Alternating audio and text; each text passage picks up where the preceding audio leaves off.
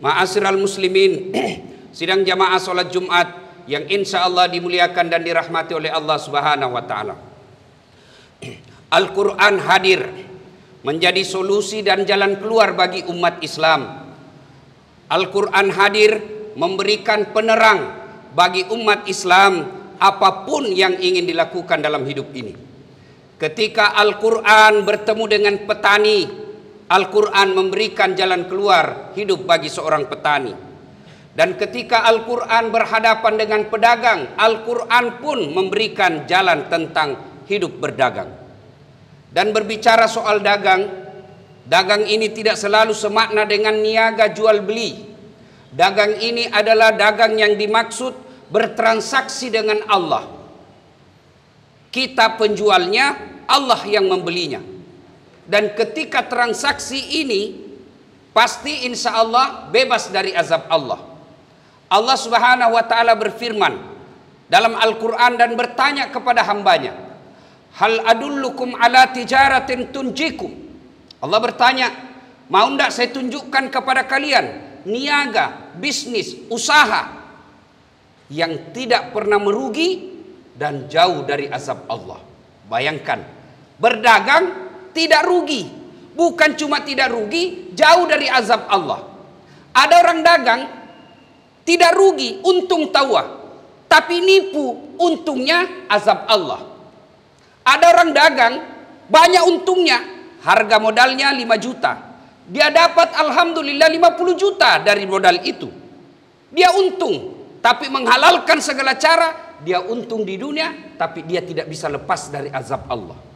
Tapi bisnis yang ditawarkan Allah ini sudah untung, jauh pula dari azab Allah. Hal adullukum ala tijaratin tunjikum min azabin azim.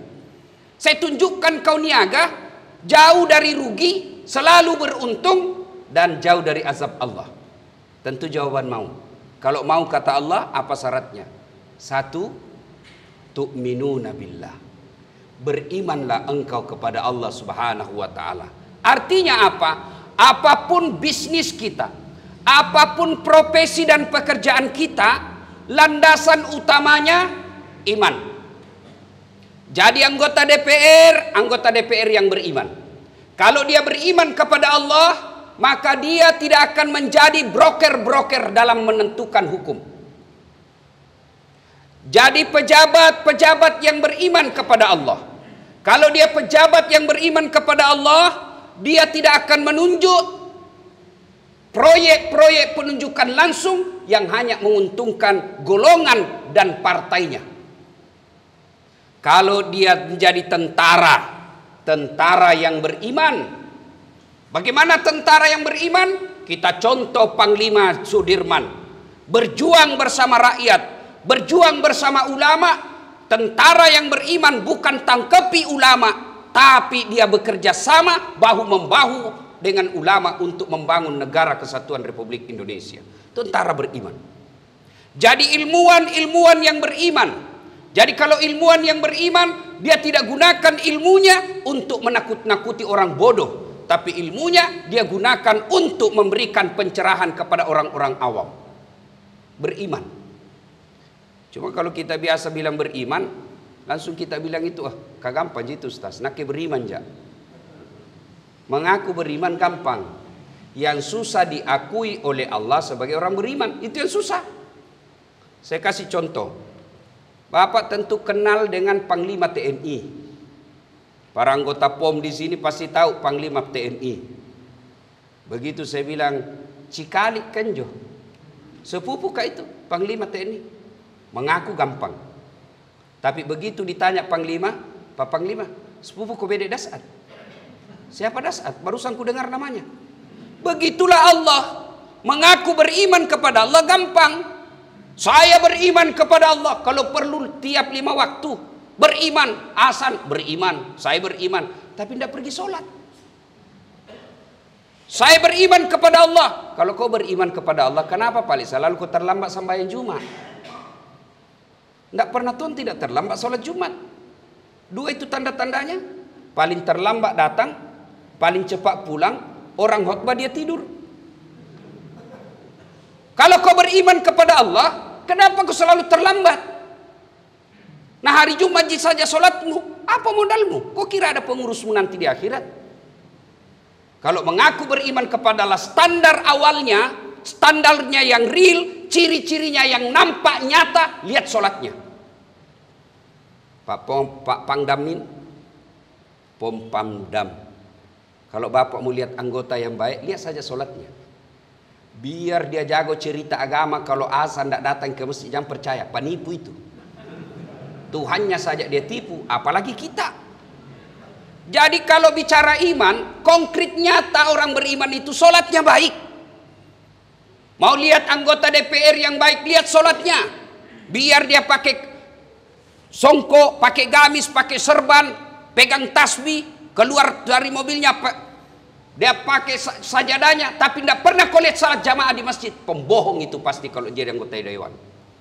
Lihat saja sholatnya. Yang kedua, bisnis yang tidak pernah rugi. Jadi itu tadi dasarnya tadi. Mau pedagang, mau jadi musikus, mau jadi anggota DPR, mau jadi ilmuwan, tentara, polisi, ustadz. Dasarnya iman. Yang kedua, warasulihi, dan juga beriman kepada Rasulnya. Ada orang beriman kepada Allah tapi tidak percaya kepada Rasulnya, maka Islamnya tidak sempurna, bahkan tidak sah keislamannya. Sebab apa? Kita berikrar la ilaha illallah Muhammad Rasulullah. Itulah yang disebut dua kalimat syahadat. Dua kalimat syahadat maknanya dua perjanjian, dua akad. Dua perjanjian itu, perjanjian pertama, la ilaha illallah. Tiada Tuhan kecuali Allah. Tiada Allah, tiada Tuhan disembah kecuali Allah. Yang kedua, Muhammad dan Rasulullah, bahwa Muhammad adalah utusan Allah. Nah, mana aplikasinya?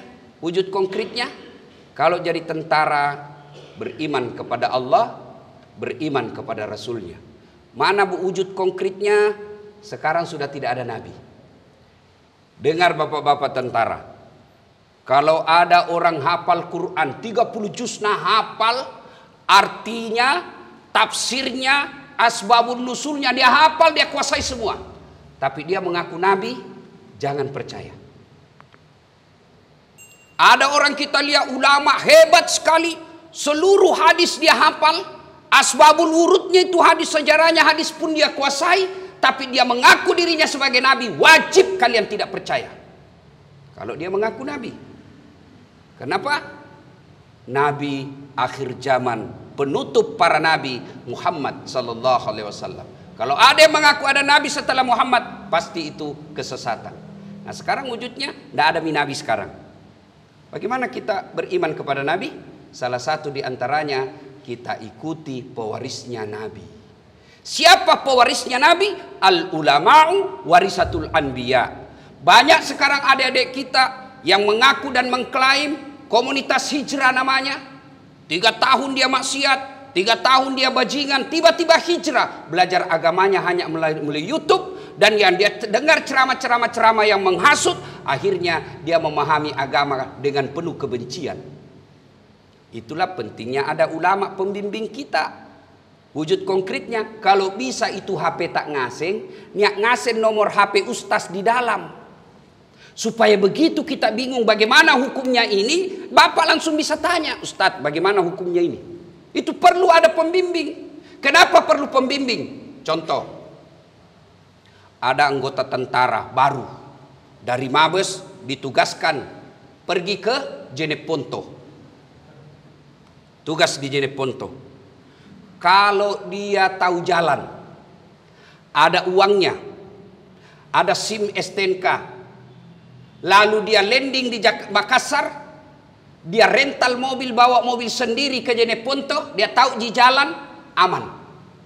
Kenapa? Dia tahu jalan, ada uangnya, ada SIM-nya, aman. Tapi kalau dia tidak tahu jalan, tidak punya SIM, lalu dia mau pergi ke Jeneponto tidak tahu jalan, landing dari Hasanuddin mau ke Jeneponto tidak tahu jalan, bawa mobil sendiri, saya khawatir tujuannya ke Jeneponto sampainya di Palopo. Kenapa? Karena dia tidak tahu jalan. Kalau bapak mau aman dalam belajar agama, tidak tahu tafsir, tidak tahu asbabun nusul, paling aman tanya sama ulama. Bagaimana yang tentara tadi dia tidak tahu jalan, tidak punya SIM, bagaimana dia supaya sampai dengan selamat? Dengan cara apa? Naik mobil angkutan umum, biar dia tidur sampai. Begitu pentingnya ada ulama, ada pembimbing, supaya apa? Kau tidak salah paham. Karena kalau memahami ayat sendiri tidak ada tafsir ahlinya yang bimbing, salah. Contoh, la ikraha fiddin, tidak ada paksaan dalam beragama. Itu artinya, begitu ditanya, Pak PM, kenapa anda sembahyang? La ikraha fiddin, nggak ada paksaan dalam agama. Kenapa anda puasa Ramadan? La ikraha fiddin, tidak ada paksaan dalam agama. Salah tempat ini ayatmu, bos.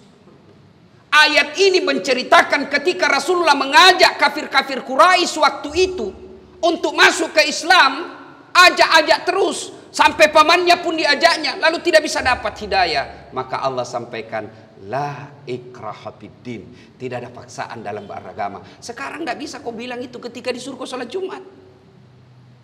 Yang ketiga, bisnis yang tidak pernah rugi dan jauh dari azab Allah, wa tujahiduna fi sabilillah, berjihadlah engkau di jalan agama Allah.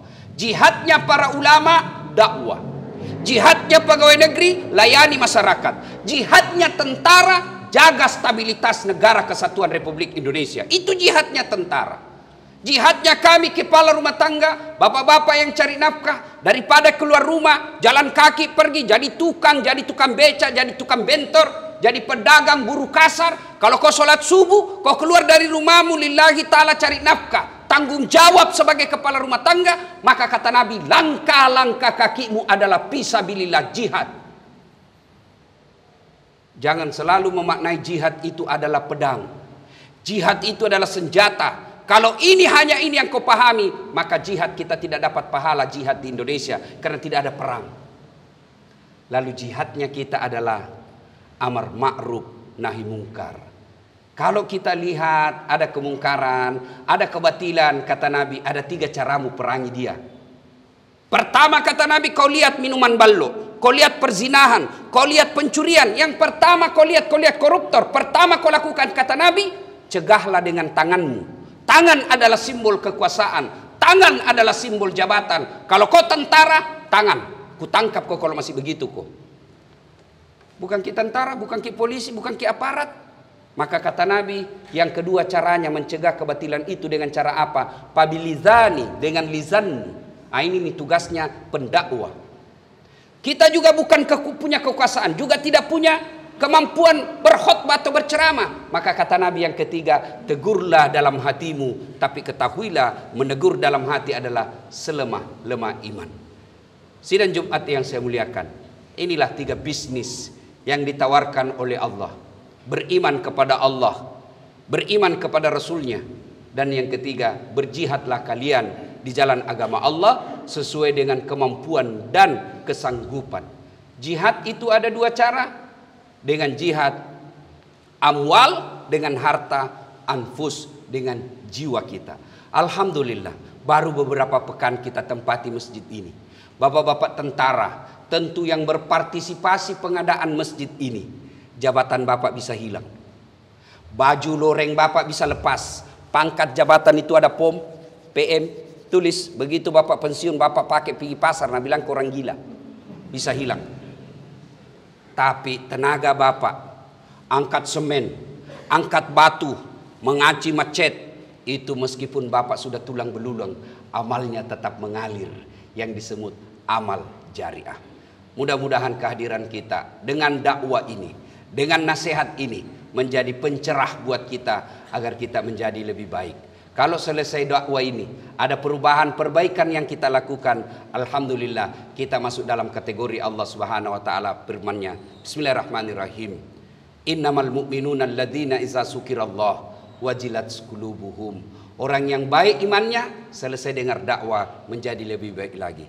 Tapi pun nalik memakikan kate, dengar ceramah bahwa tanda orang beriman itu solat. Minggu lalu, minggu depan masih terlambat jakit lagi. Berarti kita itu orang yang kena sindiran Allah. Bismillahirrahmanirrahim. Wa thawa'un alaihim a'anzartahum am lam tunzirhum la yu'minun. Kau sampaikan ayat Allah atau tidak sama saja, mereka tidak akan beriman. Bahkan dalam ayat berikutnya, mereka lebih hina dari binatang. Nauzubillah min zalik. Demikian, semoga bermanfaat. Lebih dan kurangnya mohon dimaafkan. Nun wal kalam yusturun billahi fi sabilil haq. Barakallahu li wa lakum wa izza'izil mu'minin. Innahu huwal ghafurur rahim.